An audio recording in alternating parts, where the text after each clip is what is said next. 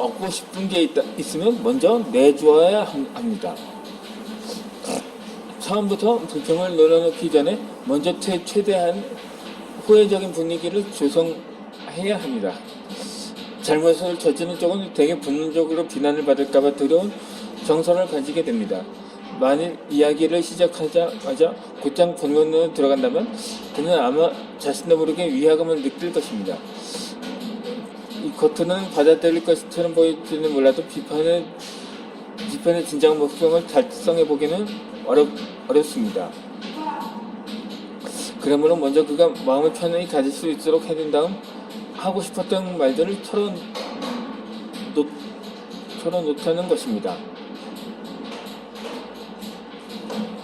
헤어지기 전에 키스를 이라는 멋진 표현도 이 같은 뜻에서 나온 말일 것입니다.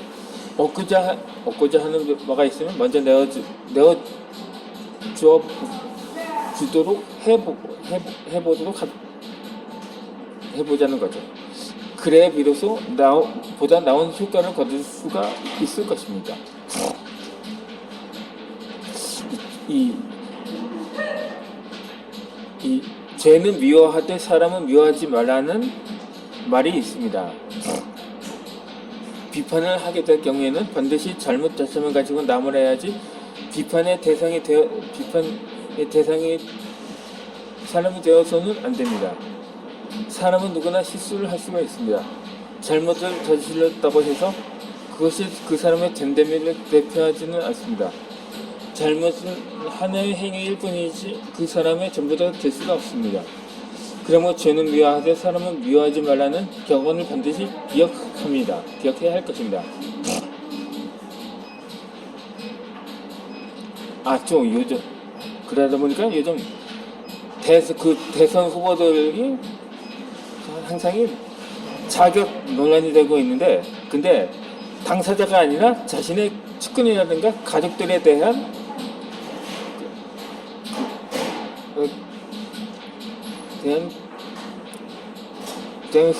흠이 많이 나오고 있는데, 먼저 한 후보는 그의 부친이 원래 그의 집안은 무척 부유한 집안이었지만 그의 부친이 도박에 빠져서 그 가족들이 화전미는 신세가 되었다고 합니다. 그것 때문에 또 그뿐이 아니라 조카와 아들은 살인을 했고, 또 하나는 또 그러니까 그 아들이 대선 후보 아들이면 조부가 되겠죠. 도박에 빠졌으니까 그 손자도 도박에 빠진 사람이라고 하더라고요. 또 둘째 아들은 또 성매매 의혹이 제기되었는데, 전부 가족 리스트가 여야 후보의 모두에게서 나오고 있는데, 또 한 후보는 그 아내가 한동안에 논문 표절이 학위 관련해 논란이 제기되고 있는데,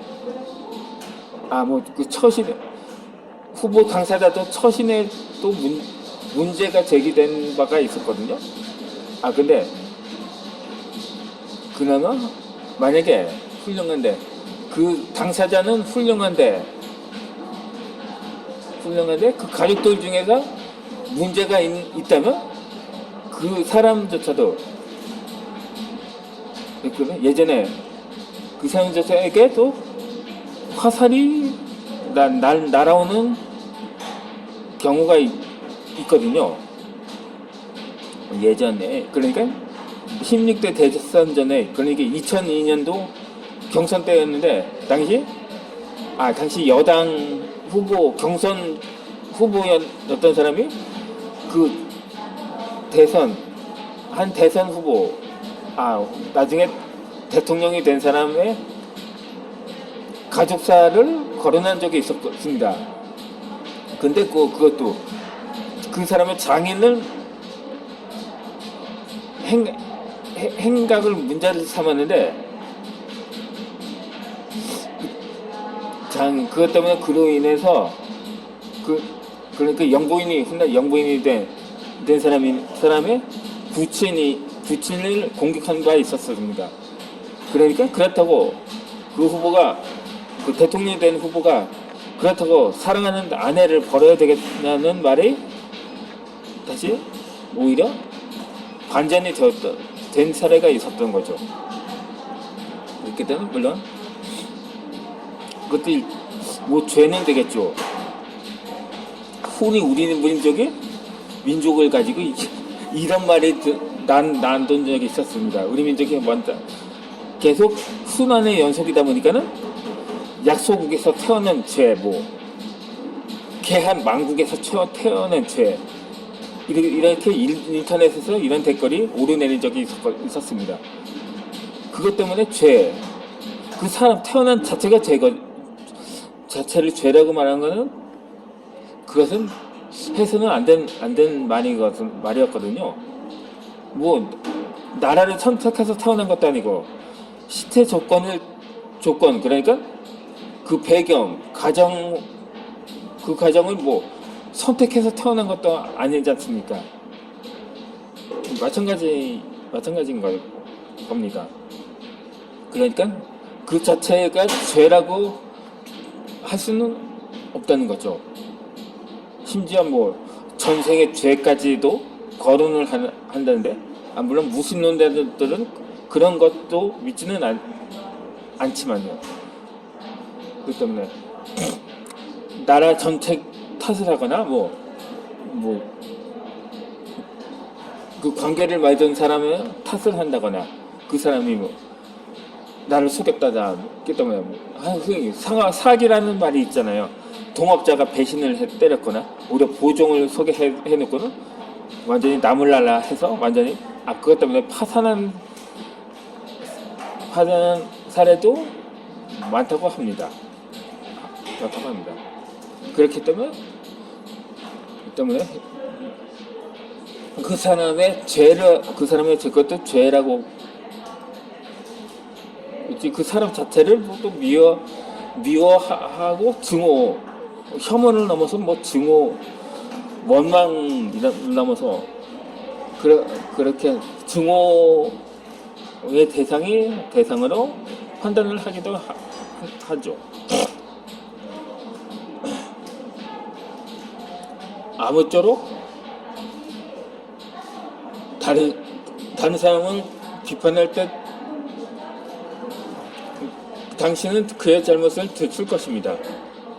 그러나 그와 동시에 어떻게 고쳐야 옳은 것인지도 반드시 제시해 주어야 합니다. 그래야만 비로소 올바른 비판이라도 할 수가 있는 거죠. 대책 없이 함부로 이래라 저래라 하지만 말고, 지금 누구의 책임인지를 추궁하는 것이 아니라 문제를 해결하고자 한다는 점을 분명히 밝혀야 합니다. 그리고 당신에게는 그 문제를 해결할 만한 능력이 분명히 있습니다. 올바른 비판을 하기는 쉬운 일이 아닙니다. 비판은 상대방의 몸에 수술을 하는 것 같아서 자칫 잘못했다간 상대방을 다치게 할 수도 있기 때문이죠. 그러면 상대의 마음에 다치지 않도록 신중함을 잃지 말아야 합니다. 비판을 할 때는 다음과 같은 실수를 피하도록 합시다. 그러니까 첫 번째는 뒤에서 비난하는 것입니다. 이 누군가를 비판할 때는 그 사람을 앞에서 해야 합니다.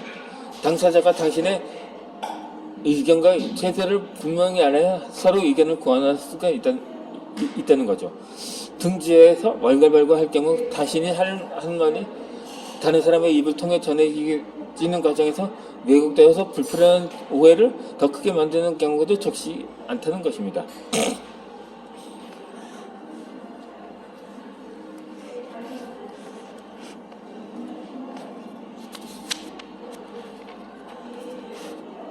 그리고 또 두 번째는 불같이 화를 내는 것입니다. 화를 내는 것과 비판하는 것은 전혀 다릅니다. 다른 사람이 잘못을 저지르면 화가 날 수도 있겠지만 먼저 자신을 통제하는 법을 배워야 합니다.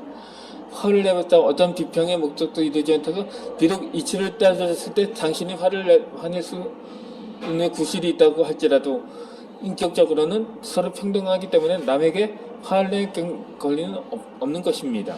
화를 내는 것이 비판의 목적에서 벗어납니다. 잘못을 바로잡도록 도움을 주고자 한다면 목표에서 어긋난 언행을 하는 것은 오히려 그 사람보다 자기가 더 빗나가게 되는 결과를 낳을 뿐입니다. 세 번째는 모조리 부정하는 것입니다. 다른 사람의 잘못된 언행을 지적할 때는 그 잘못된 사실만을 있는 그대로 말해야지 정도가 지나쳐서는 곤란하다는 것입니다. 예를 들어 구제불능이라든지 무엇 하나 제대로 하는 게 없다느니 하는 말은 과장된 표현을 넘어서서 정직하지도 못할 뿐더러 상대 모든 것을 부정하는 꼴이 됩니다. 이를 순순히 받아들이고 말을 듣는 사람이 어디 있을까요? 그러니까 역대 대통령을 부정적으로 평가하는 그렇거든요. 정말 업적이라고는 하나도 없다고 말하는데 물론 업적이 전혀 없지는 않습니다.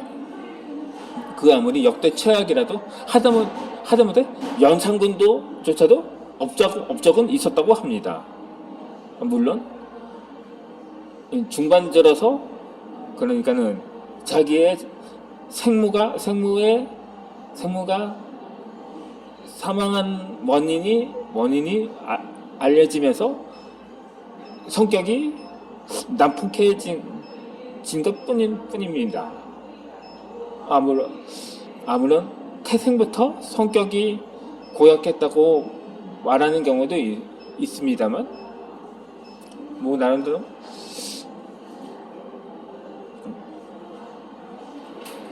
그렇다고 연산군 연산군의 통치기간 전체를 부정할 수는 없겠죠. 부정할 수 없죠. 그러니까 연산군은 사실상 한편으로는 불쌍한 사람이었다고도 봐야 할 것입니다. 우리 그러니까는 역대 대통령, 임기에 제한이 있는 대통령들도 마찬가지고, 특히 대통령일수록 그렇죠. 물론 기간은 짧아. 길어야 한 17년 한 대통령도 있었는데, 물론 공이 크냐, 흔히 중국에서는 0.7과 3이라는 그 논리가 있습니다만, 우리나라 역대 대통령 중에서 그러한 논리를 하기도 했었죠. 근데 흔히 중국의 국보라고 하는 작자를 공이 있었다? 물론 공이 있긴 있었겠죠. 우리 입장에서 보면 그럴 수도 있었겠죠. 하지만 오히려 중국인들 자체에서는 그게 좀 아이러니하다는 것입니다. 그러면 영상은 이어서 올려드리도록 하겠습니다.